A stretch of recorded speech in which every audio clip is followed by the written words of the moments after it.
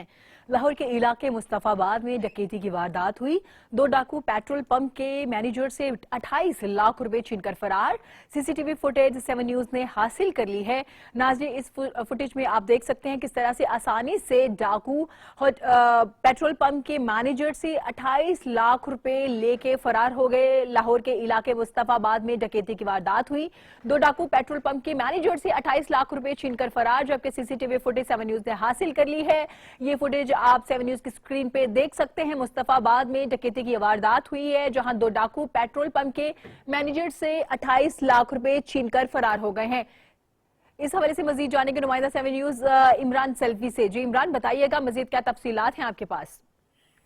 जी madam, बिल्कुल ये Mustafabad Ibrahim toll plaza के करीब जो है ना निजी पेट्रोल पंप है, जिसका जो मैनेजर है जाहद, वो हफ्ता और इतवार की जो कैश थे ना, वो दो दिन की तो बैंक बंद होते हैं, जो 2 दिन कैश इकट्ठा हो गया था, वो कैश बैंक में जमा करवाने के लिए जा रहा था।